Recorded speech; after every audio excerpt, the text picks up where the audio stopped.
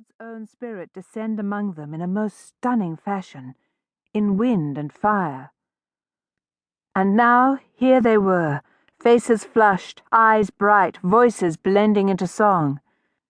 The music of tambourines and flutes swirled upward once more, setting feet to dancing, a wedding festival for sure, but also a celebration of their Lord's resurrection and his parting gift to them of his unseen but unmistakable presence. "And the return of Jacob," Abigail whispered to herself with a little smile as she fanned her face with a palm leaf. How good it was to have so many reasons to celebrate. If only my leg didn't hurt so. She reached discreetly beneath her robe to rub it. She would have loved to be among those dancing. She would whirl on and on around the courtyard. "Here you go, sister." Abigail couldn't help her little shiver of joy at the familiar address coming from a lad she had thought lost to her forever. She smiled her thanks and took the earthenware mug, but was unable to drink because her throat was closed up tight with emotion. Jacob turned back to watch the clapping, singing throng. She nodded and motioned for him to go and join them. She could tell he was torn, but she gave his shoulder a little push. "Go, Jacob. Dance for both of us," she managed to say through tears of joy. He was gone in a flash, and she watched him join hands to weave in and out among their friends. Her dear friend Hannah was among them, a circlet of white flowers wreathing her head. Leah and her bridegroom had already slipped away to their bridal chamber. Abigail roused herself. She should be assisting Martha and Mary, who were now bringing platters of roast lamb to tables stretching along the opposite wall. Sounds of laughter caught her attention above the general hubbub. One of the fishermen from the Galilee must have been telling an amusing tale.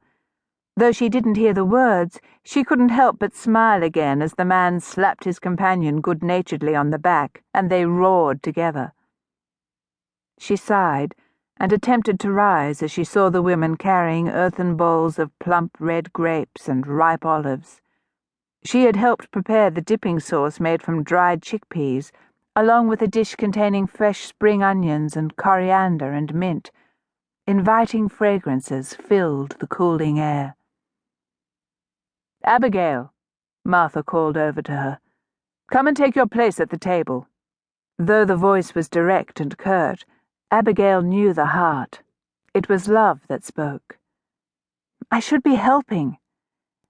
"There are many more hands to do it. I saw you limping earlier. Now sit and eat." As Peter rose from his seat to bless the food, Abigail moved reluctantly to a place at the women's table. She loved to hear him pray aloud, words addressed to Jehovah, but ones of such comfort and insight. Scarcely had she settled into her seat, however, when someone plucked at her sleeve. Nedra, from Herod's household, was crouching down beside Abigail.